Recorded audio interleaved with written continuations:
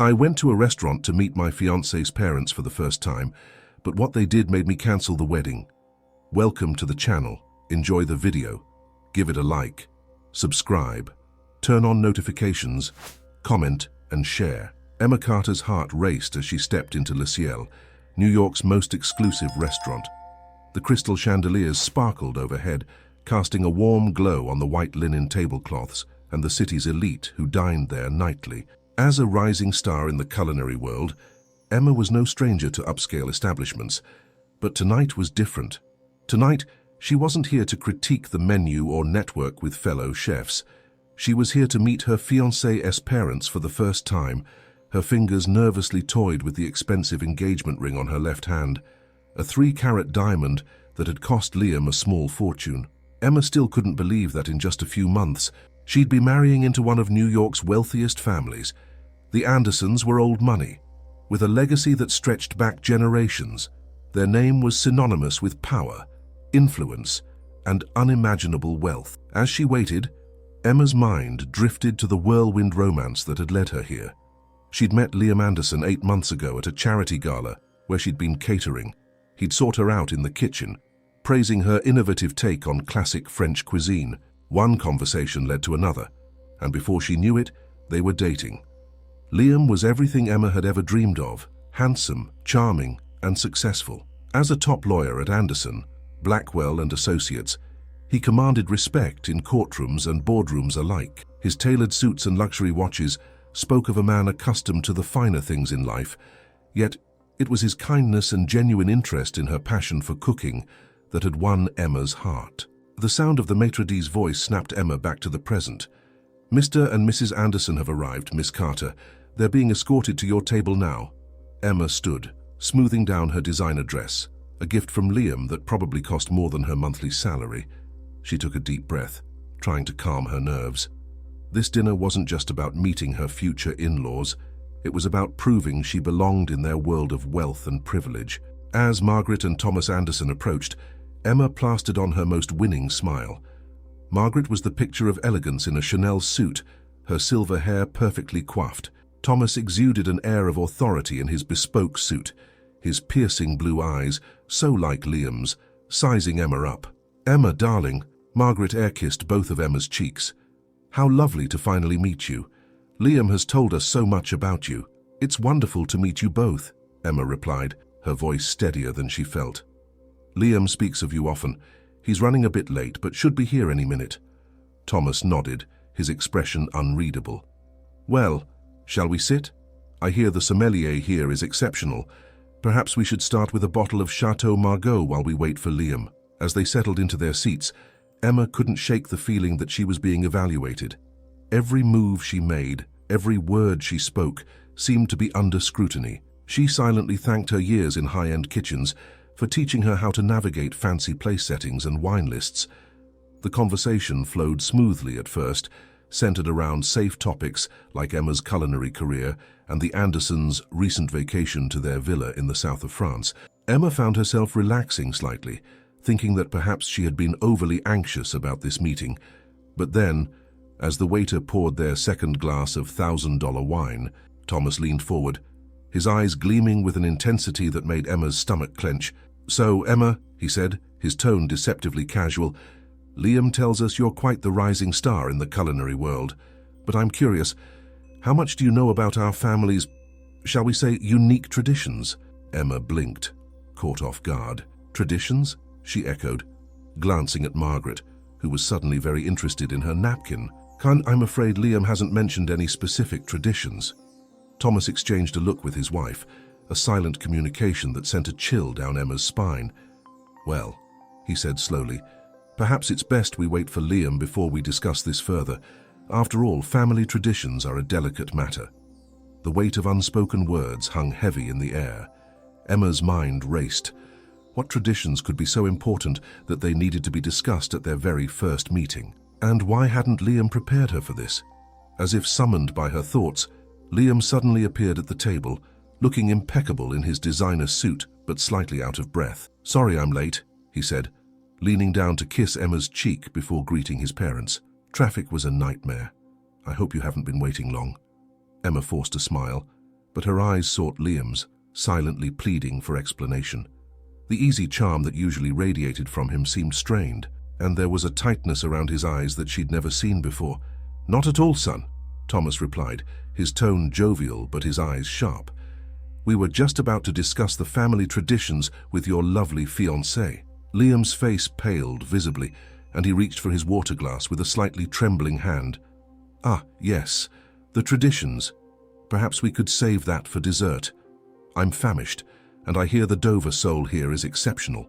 But Emma couldn't let it go. The tension at the table was palpable, and she had a sinking feeling that whatever these traditions were, they were at the heart of the strange undercurrent she'd been sensing all evening. "Actually," she said, surprising herself with her boldness, "I'd love to hear about these traditions now. After all, if I'm to be part of the family, shouldn't I know what I'm getting into?" The silence that followed her words was deafening. Margaret looked alarmed, Thomas intrigued, and Liam looked terrified. Finally, Thomas broke the silence with a low chuckle. "I like her spirit, Liam. She'll need it." He turned his penetrating gaze on Emma. "Very well, my dear. Let me tell you about the Anderson family legacy, a legacy of wealth, power, and secrets that go back centuries. But I warn you, once you know, there's no turning back. Are you sure you're ready for that?" Emma swallowed hard, her earlier confidence wavering, but as she looked at Liam, saw the conflict and fear in his eyes, she knew she had to press on. Whatever secrets the Andersons were hiding, she needed to know. Her future and her heart depended on it. "Yes," she said firmly, meeting Thomas's gaze. "I'm ready." And with those words, Emma Carter stepped unknowingly into a world of luxury, deceit, and danger that would change her life forever. The true test of her love for Liam and her place in the Anderson family was about to begin, and the stakes were higher than she could have ever imagined. Thomas Anderson leaned back in his chair, swirling the expensive wine in his glass. The crystal chandelier above cast dancing shadows across his face, accentuating the sharp angles of his features. "The Anderson family," he began, his voice low and measured, "has been at the forefront of New York's elite for generations. Our wealth isn't just about money in the bank, Emma. It's about power, influence, and a legacy that stretches back to the very founding of this great city." Emma felt a shiver run down her spine. She glanced at Liam, who was staring intently at his plate, his knuckles white as he gripped his fork. Whatever was coming, it was clear he'd been dreading this moment. "But with great wealth comes great responsibility," Thomas continued, "and sometimes that responsibility requires sacrifices." Margaret reached out and placed a manicured hand over Emma's. "Darling, what Thomas is trying to say is that being an Anderson isn't just about enjoying the privileges of wealth. It's about preserving that wealth at all costs." Emma's mind raced. What could they possibly mean? She thought of the charity galas, the philanthropic efforts she'd read about in the society pages. Surely they couldn't be hinting at anything illegal. "I don't understand," Emma said, her voice barely above a whisper. "What kind of sacrifices are we talking about?" Thomas's eyes glittered in the low light. "Every year, on the summer solstice, the Anderson family hosts an exclusive gathering. The most powerful families in New York attend. Billions of dollars change hands. Deals are made that shape the very future of this country." Emma nodded slowly. A high-stakes business meeting didn't sound too out of the ordinary for a family like the Andersons, but why all the secrecy? But this isn't just any business meeting." Liam finally spoke, his voice hoarse. "Dad, please, do we have to do this now?" "She needs to know, son," Thomas said firmly. "If she's to be your wife, she needs to understand what that truly means." Emma's heart pounded in her chest. The tension at the table was unbearable. "What happens at these gatherings?" she asked, not entirely sure she wanted to know the answer. Margaret squeezed Emma's hand. "At each gathering, a member of the younger generation is chosen. They're given a special task, one that ensures the continued prosperity of all the families involved." "A task?" Emma echoed, her mouth dry. "What kind of task?" Thomas leaned forward, his voice dropping even lower. "The chosen one must make a significant financial sacrifice. They must give up their personal wealth, their inheritance, everything, and donate it all to a cause chosen by the Elder Council." Emma blinked, trying to process this information. "But that doesn't sound so bad. Charitable giving is admirable, isn't it?"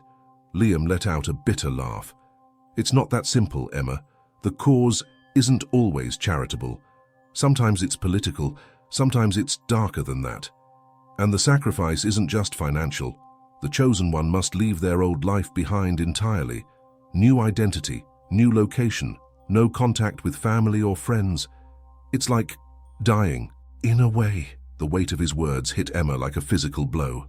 She felt the blood drain from her face as the implications sank in. And this happens every year, to someone's child. Thomas nodded solemnly. It's how we've maintained our position for so long, the ultimate show of loyalty and sacrifice. And this year, he trailed off, looking meaningfully at Liam. Emma's eyes widened in horror as she turned to her fiancé. Liam, are you the chosen one this year? Liam couldn't meet her gaze. His silence was answer enough.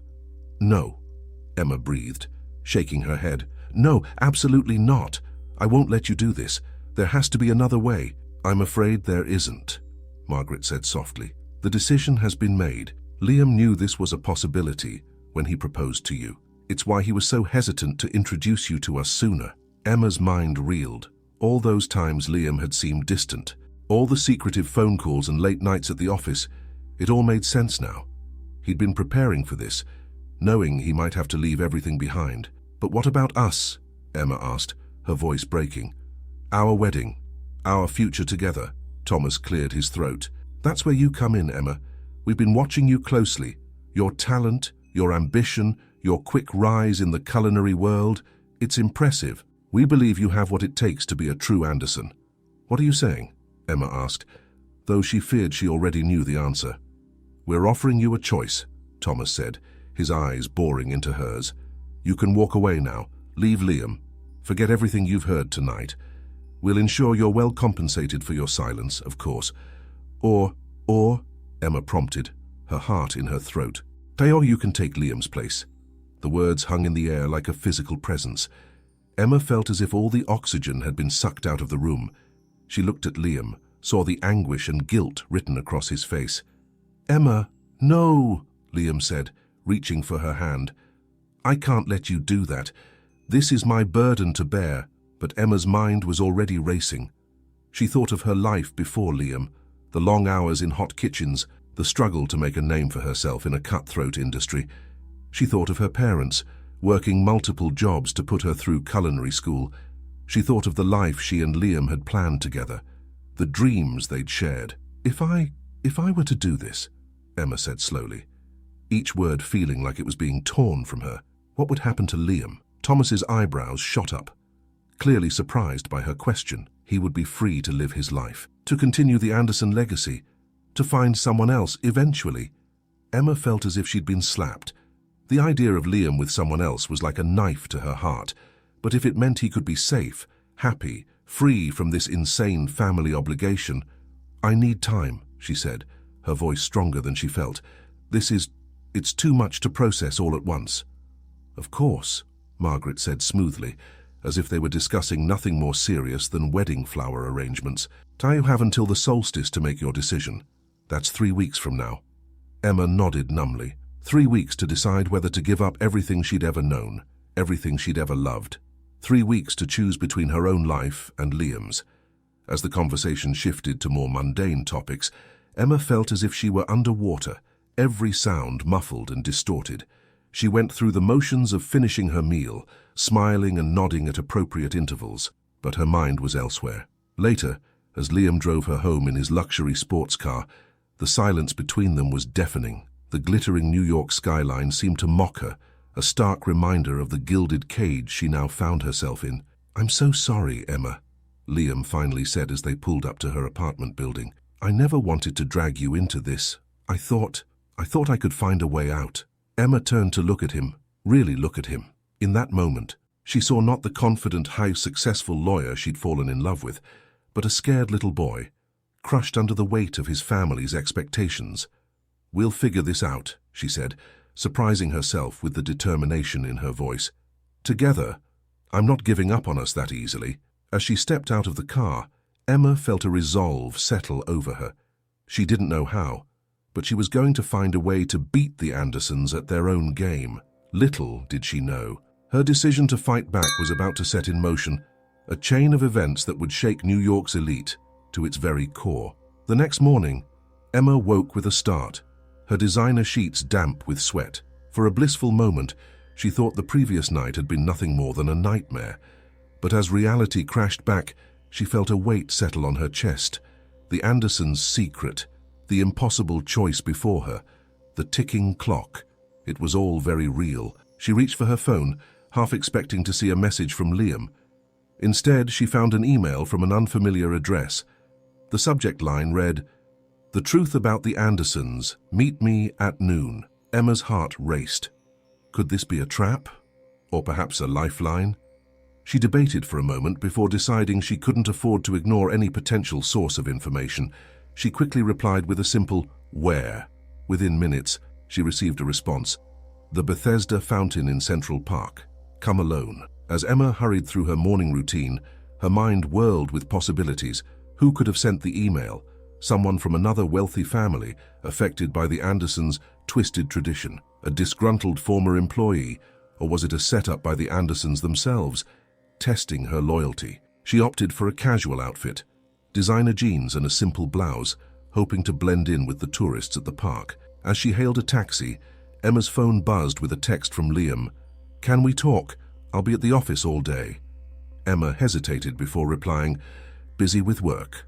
Talk later." She hated lying to him, but until she knew more, she couldn't risk involving Liam. Whatever game the Andersons were playing, she was determined to learn the rules before making her next move. The taxi dropped her off at the edge of Central Park. As Emma made her way towards the Bethesda Fountain, she couldn't help but marvel at the contrast between the serene park and the turmoil in her heart. Families picnicked on manicured lawns, joggers pounded the paths, and tourists snapped photos, all blissfully unaware of the dark undercurrents flowing through the city's elite. As the ornate fountain came into view, Emma scanned the crowd. Her eyes landed on a woman sitting alone on a bench, her face partially obscured by large sunglasses and a wide-brimmed hat. Something about her posture, the way she held herself, screamed money and influence. Emma approached cautiously. As she drew near, the woman looked up, and Emma gasped. Even behind the sunglasses, she recognized those sharp cheekbones and that patrician nose. "Mrs. Blackwell?" Emma said incredulously. Victoria Blackwell, wife of Liam's law firm partner and one of New York's most influential socialites, nodded curtly. "Sit down, Emma, and do try not to draw attention to us." Emma complied, her mind racing. What could Victoria Blackwell possibly have to tell her about the Andersons? "I suppose Thomas and Margaret filled you in on their little tradition last night," Victoria said, her voice dripping with disdain. Emma nodded, not trusting herself to speak. "As what they told you is only the tip of the iceberg," Victoria continued. "The annual sacrifice isn't just about money or maintaining social status. It's about control, manipulation, and secrets that go back generations." Emma leaned in, hanging on every word. "What do you mean? What kind of secrets?" Victoria sighed, suddenly looking much older than her carefully maintained 50-something years. "The chosen ones. They don't just disappear into obscurity with new identities.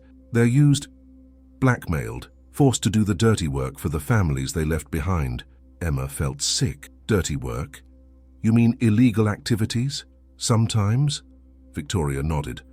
"But more often, it's about gathering information. The chosen ones are placed in strategic positions, government offices, rival corporations, even foreign countries. They become the eyes and ears of the New York elite, always under threat of exposure if they don't comply." "How do you know all this?" Emma asked, her voice barely above a whisper. Victoria's lips tightened into a thin line. "Because 25 years ago, I was the chosen one." Emma's jaw dropped. "But you're here. You're married to Robert Blackwell. You're one of the most recognized faces in New York society." "Yes," Victoria said bitterly, "because I found a loophole. I gathered enough dirt on the other families to negotiate my way back. But the price?" She trailed off, lost in painful memories. "What was the price?" Emma prompted gently. Victoria's eyes, visible now as she'd lowered her sunglasses, were filled with a mixture of pain and steely resolve. "My freedom. My soul. I've spent the last 2 decades playing their game, keeping their secrets. all to maintain my place in a world I've grown to despise. Emma's mind was reeling. The implications of Victoria's revelations were staggering. Why are you telling me all this? Why now? Because you remind me of myself, Emma, Victoria said softly. Young, ambitious, in love. I see in you the strength I once had, and I'm hoping you can do what I couldn't, bring this whole corrupt system crashing down. Emma's heart pounded. But how? They're so powerful, so entrenched.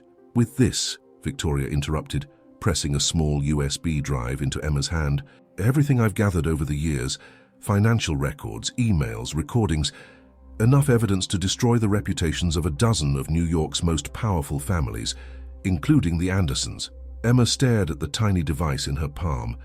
It felt impossibly heavy, laden with the weight of secrets and shattered lives. Why don't you use it yourself? Victoria's laugh was hollow. I'm in too deep. If I move against them, I'll go down too. But you, Emma, you're still an outsider. You have a chance to expose everything without implicating yourself. But what about Liam? Emma asked, her voice cracking. This would destroy his family, his future. Victoria's eyes softened with sympathy. That's the choice you have to make, my dear. Save Liam or save yourself and countless others from a life of manipulation and fear. I can't make that decision for you. As if on cue, Emma's phone buzzed with another text from Liam. Please, Emma, we need to talk. It's important. Victoria stood, adjusting her hat. Think carefully, Emma. You have the power to change everything. Use it wisely. With that, she walked away, soon disappearing into the crowd of tourists and locals enjoying the sunny day. Emma sat frozen on the bench, the USB drive clutched in her hand, Liam's text unanswered on her phone. The cheerful sounds of the park faded into the background as the magnitude of her situation crashed over her. She had 3 weeks to make an impossible choice. Sacrifice herself to save Liam. Use Victoria's information to bring down the Andersons and potentially lose Liam in the process. Or find another way out, a solution that even Victoria Blackwell hadn't been able to discover in 25 years. As Emma finally stood to leave, her legs shaky beneath her, she felt the weight of the USB drive in her pocket. It represented power, truth, and destruction. A digital Pandora's box that could reshape the landscape of New York's elite. Walking back through the park, Emma's mind raced with possibilities and dangers. She knew one thing for certain. Her next move would set in motion events that would change her life, and possibly the lives of many others, forever. Little did Emma know, as she made her way back to the busy streets of Manhattan, that she was being watched. In a sleek black car parked at the edge of the park, Thomas Anderson lowered his binoculars, a frown creasing his forehead. She met with Victoria Blackwell, he said to the driver. It seems our little chef is more resourceful than we anticipated. This could complicate things. The driver nodded silently, pulling away from the curb and merging into the flow of New York traffic. As the car disappeared around a corner, Emma emerged from the park, stepping into a taxi. 2 paths diverged before her, one leading to a life of wealth and secrets, the other to a dangerous quest for truth and justice. As the taxi wove through the city streets, Emma clutched the USB drive in her pocket, knowing that her next decision would be the most important of her life. The game was on, and the stakes were higher than she could have ever imagined. Emma's mind was a whirlwind of thoughts as she entered her apartment, the weight of the USB drive in her pocket feeling like a ticking time bomb. She paced her living room, the plush carpet muffling her footsteps as she tried to process everything Victoria Blackwell had revealed. Her eyes fell on a framed photo of her and Liam, taken during a luxurious weekend getaway to the Hamptons. They looked so happy, so carefree. How could she have been so blind to the dark undercurrents running beneath the surface of Liam's world? With trembling hands, Emma pulled out her laptop, a top-of-the-line model Liam had insisted on buying her, and inserted the USB drive. As files began to populate her screen, her eyes widened in disbelief. Financial records, incriminating emails, audio recordings. It was all there, just as Victoria had promised. One folder caught her attention. Anderson Family Secrets. Her cursor hovered over it for a moment before she double-clicked, her heart pounding in her chest. What she found inside made her blood run cold. Detailed reports of past chosen ones, their fates laid out in clinical, emotionless language. Some had been placed in powerful corporations, others in government positions. A few had even been sent overseas, their new identities crafted to infiltrate foreign business and political circles. But it was the last file that truly shook Emma to her core. It was dated just a week ago, with a simple title, Potential Candidates 2024. Her name was at the top of the list, followed by a detailed dossier of her life, career, and relationship with Liam. They had been watching her all along, evaluating her, preparing her for a role she never asked for. A knock at the door made Emma jump, slamming her laptop shut. She approached cautiously, peering through the peephole. Her breath caught in her throat. It was Liam. For a moment, she considered not answering, but she knew she couldn't avoid him forever. Taking a deep breath, she opened the door. Liam stood there, his usually impeccable appearance slightly disheveled. His eyes were red-rimmed, as if he hadn't slept. "Emma," he said, his voice hoarse. "Please, can we talk?" She stepped aside, letting him in. As he passed, she caught a whiff of his expensive cologne mingled with something else. Whiskey, had he been drinking? "I've been trying to reach you all day," Liam said, running a hand through his hair. "I was worried." Emma crossed her arms, keeping her distance. "I told you I was busy with work." Liam's eyes darted around the apartment, as if searching for something or someone. "Were you really at work? Or were you—" He trailed off, shaking his head. "Never mind, it doesn't matter. We need to talk about last night." "Yes, we do," Emma said, her voice steadier than she felt. "Why don't you start by explaining why you never told me about your family's traditions before now?" Liam sank onto her couch, looking utterly defeated. "I wanted to protect you, Emma. I thought I could find a way out before it came to this."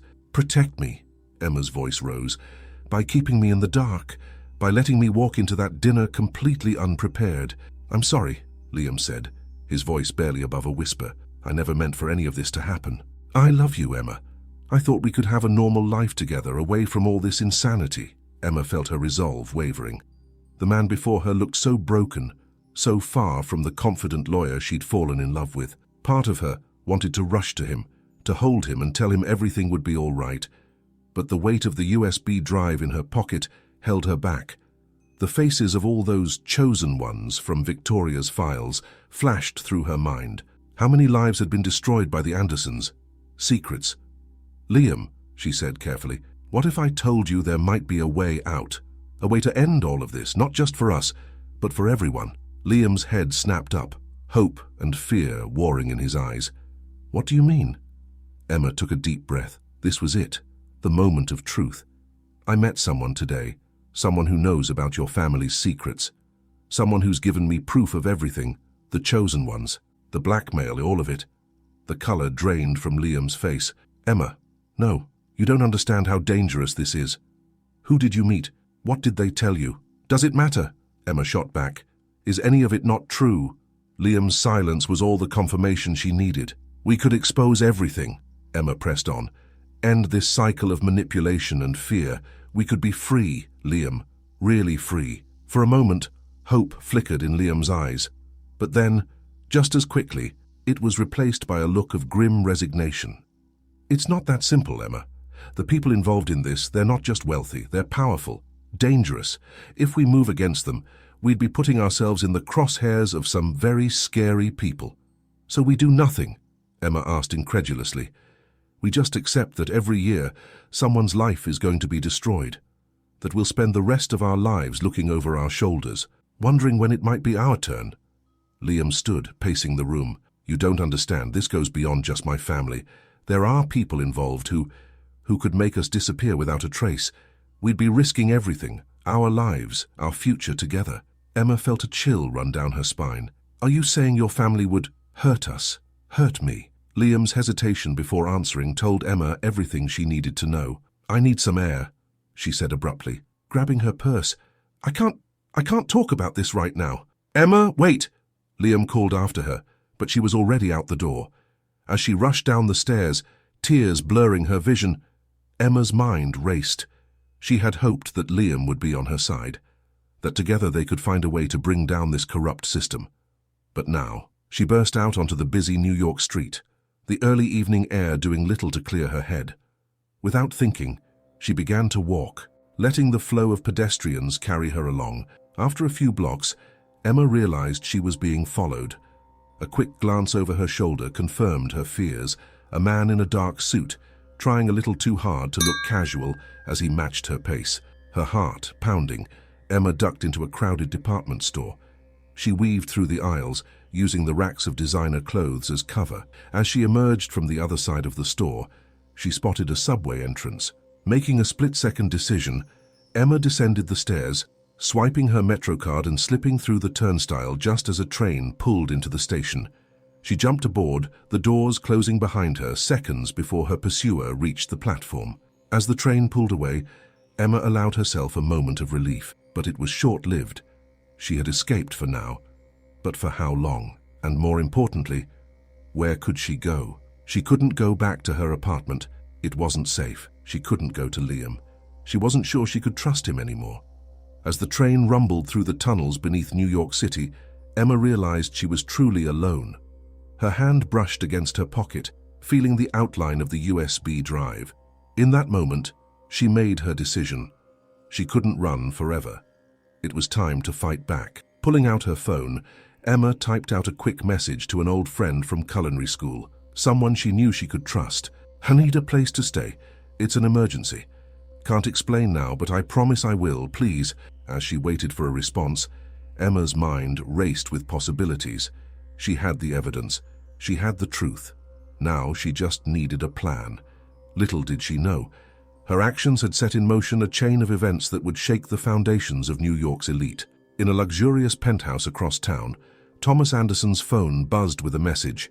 "She's making a move. What are your orders?" "Sir Hoogie." Thomas stared out at the glittering New York skyline, his expression unreadable. "Find her," he said simply, "whatever it takes." The game was no longer just about tradition and family legacy. It had become a dangerous dance of secrets, power, and survival, and Emma was right in the center of it all. The neon lights of New York City blurred past as Emma huddled in the back of a taxi, her heart pounding in her chest. Her friend Olivia had come through, offering her a place to stay in Brooklyn. As the cab wove through late-night traffic, Emma clutched her bag tightly, the USB drive safely tucked inside. "You okay back there, miss?" the driver asked, eyeing her in the rearview mirror. Emma forced a smile. "Yes, just tired. Long day." If only he knew how long. In the span of 48 hours, her world had been turned upside down. The glittering life she thought she was stepping into had revealed a dark, twisted underbelly. And now, she was on the run from some of the most powerful people in New York. As they crossed the bridge into Brooklyn, Emma's phone buzzed. A text from Liam. "Where are you? Please, we need to talk. It's not safe." Emma's finger hovered over the reply button. Part of her longed to tell him everything, to believe that together they could find a way out of this mess, but the memory of his hesitation, his resigned acceptance of his family's cruel traditions, held her back. She turned off her phone. The taxi pulled up to a modest brownstone. Emma paid the driver and stepped out, scanning the street nervously before approaching the door. Olivia answered on the first knock, pulling Emma into a tight hug. "God, Em, you look terrible," Olivia said, ushering her inside. "What's going on?" "Your message scared the hell out of me." Emma sank onto Olivia's worn couch, the familiar surroundings a stark contrast to the luxury she'd grown accustomed to with Liam. "Liv, I don't even know where to start.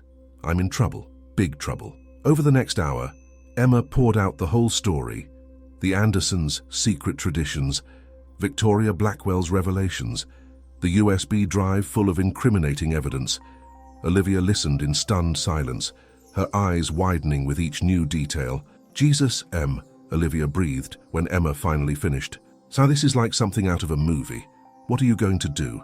Emma ran a hand through her hair, exhaustion settling deep in her bones. "I don't know. I can't just sit on this information, Liv. People's lives are being destroyed, but if I come forward, they'll come after you," Olivia finished grimly. Emma nodded. "And not just me. Anyone close to me could be in danger. That's why I can't stay here long. I don't want to put you at risk." Olivia reached out, squeezing Emma's hand. "Hey, that's what friends are for. We'll figure this out together, but first you need to rest. You look like you're about to collapse." As Emma settled into Olivia's spare room, her mind raced with possibilities. She needed a plan, a way to expose the truth without putting herself or her loved ones in the crosshairs of the Andersons and their powerful allies. Morning came too soon, sunlight streaming through unfamiliar curtains. Emma jolted awake, momentarily disoriented before the events of the past few days came rushing back. She reached for her phone out of habit, then remembered she'd turned it off. After a moment's hesitation, she powered it on. Immediately, a flood of notifications poured in. Missed calls and texts from Liam, a voicemail from her boss at the restaurant asking why she hadn't shown up for her shift, and an email from an unknown address that made her blood run cold. "We know you have the drive. This is your only warning. Return it or face the consequences. You have 24 hours. Emma's hands shook as she deleted the email. They knew, somehow, they knew about the USB drive. Her mind raced. Had Liam told his family? Had Victoria Blackwell betrayed her? Or were the Andersons' resources even more extensive than she'd imagined? A soft knock at the door startled her. "Em," Olivia's voice called. "There's someone here to see you. Says his name is Detective James Morrison. Should I let him in?" Emma's heart leapt into her throat. The police, had someone reported her missing? Or was this another move by the Andersons? "Just a minute," Emma called back, quickly pulling on yesterday's clothes. She slipped the USB drive into her pocket, unwilling to let it out of her possession for even a moment. Taking a deep breath, she opened the door and followed Olivia to the living room. A man in a rumpled suit stood by the window, his back to them. As he turned, Emma's eyes widened in recognition. "You," she gasped. It was the man who had been following her yesterday, the one she'd lost in the department store. Detective Morrison smiled, but it didn't reach his eyes. "Ms. Carter, I'm glad we found you. A lot of people are very worried about you." Emma's mind raced. She glanced at Olivia, who looked confused and concerned. "I'm fine," Emma said carefully. "Just needed some time away." "How did you find me?" Morrison's smile widened. "We have our ways, Ms. Carter. Now, why don't you come with me? There are some people very eager to speak with you." Emma took a step back. "I don't think so. If this is official police business, I'd like to see a warrant." Morrison's facade cracked for just a moment, a flash of anger crossing his face before he smoothed it away. "Come now, Miss Carter. Let's not make this difficult. You have something that doesn't belong to you. Return it, and all of this can go away." Olivia moved to stand beside Emma, her voice shaking slightly but determined. "I think you should leave, Detective. If that's even what you are." Morrison's hand moved to his jacket, and for a heart-stopping moment, Emma thought he might pull out a gun.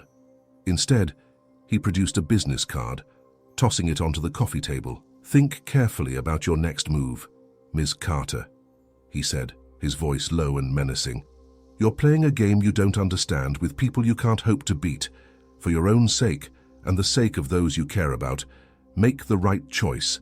With that, he turned and left, the door closing behind him with a soft click that somehow sounded like a threat. Emma sagged against the wall, her legs suddenly weak. Olivia rushed to her side, helping her to the couch.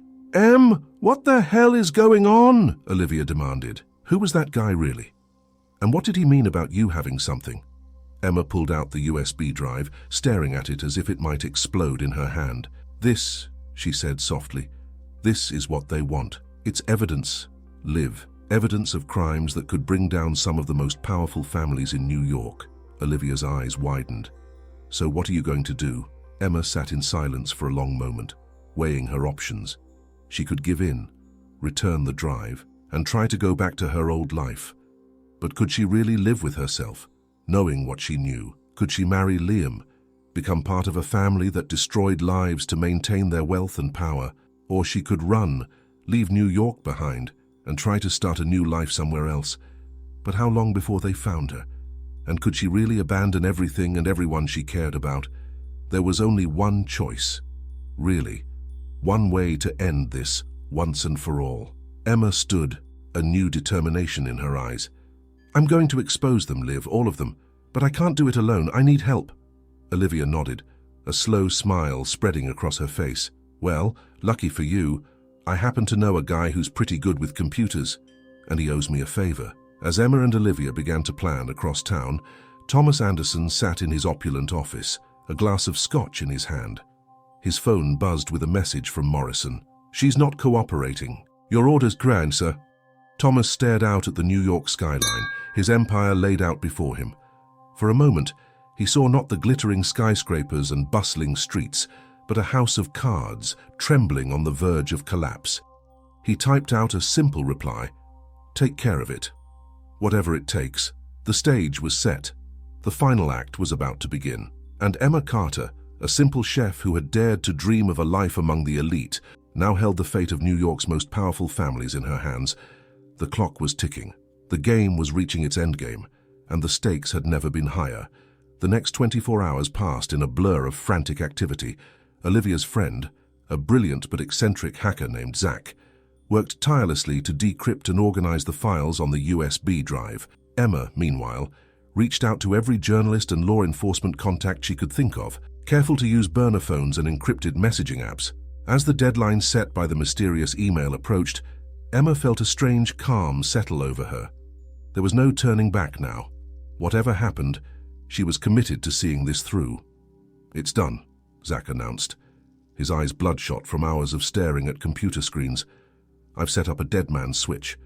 If anything happens to you, Emma, the files will automatically be sent to every major news outlet and law enforcement agency in the country." Emma nodded, her throat tight. "Thank you, Zach. Both of you," she added, looking at Olivia.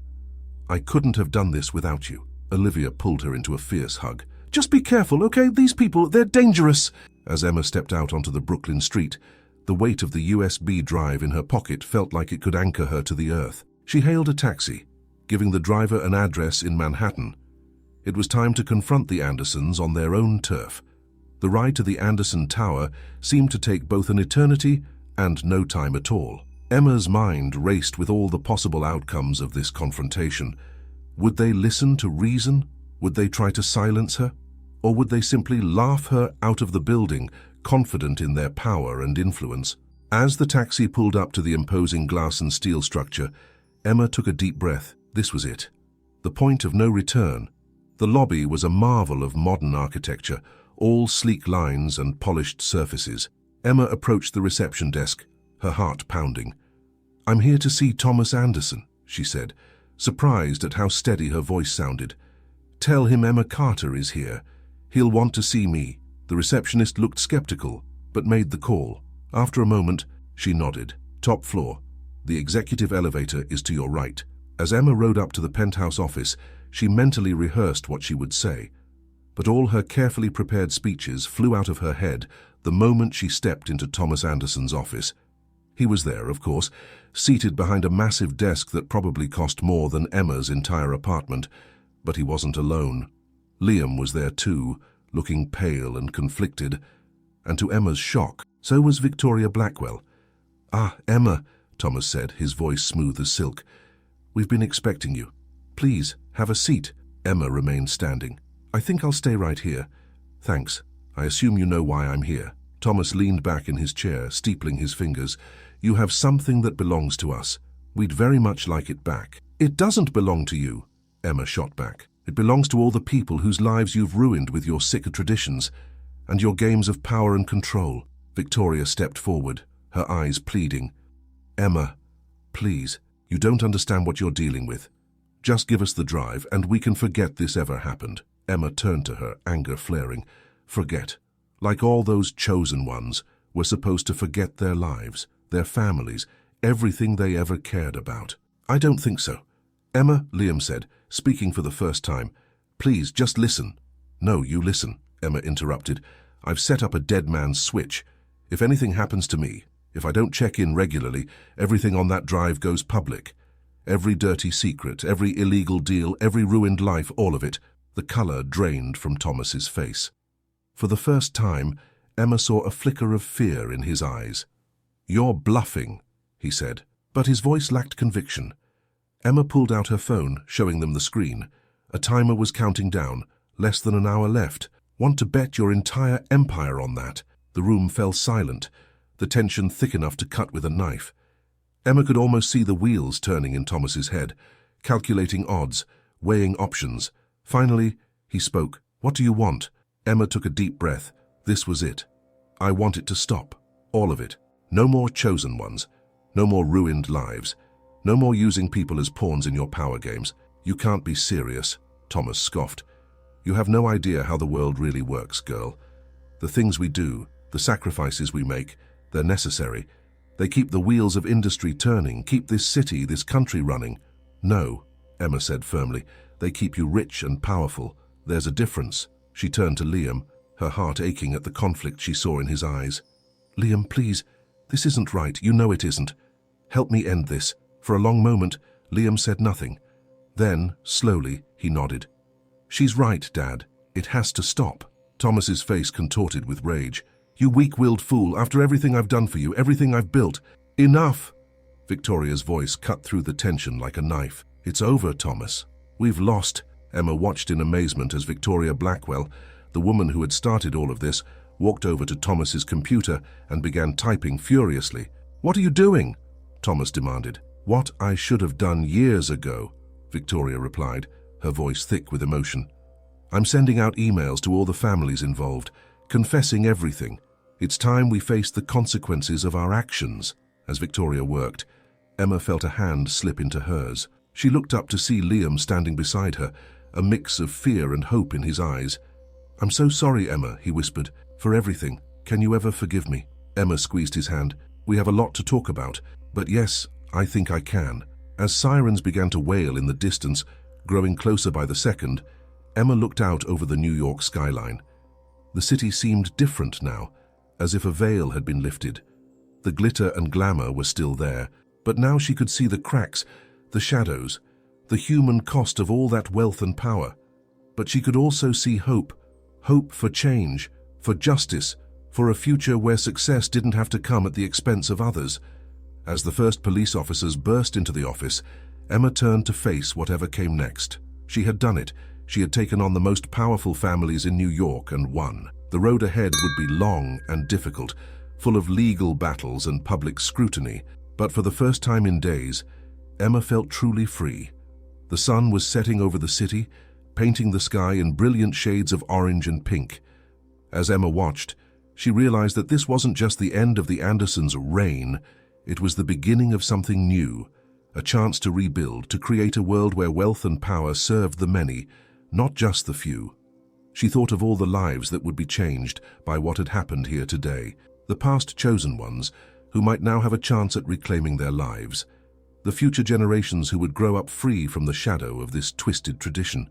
As she was led out of the office, Emma caught one last glimpse of Thomas Anderson. The once powerful man seemed small now, diminished. Their eyes met for a brief moment, and Emma saw something she never expected. Respect. Outside, the streets were chaos. News vans were already arriving, reporters clamoring for a statement. Emma knew that her life would never be the same. The quiet anonymity of her chef's life was gone forever.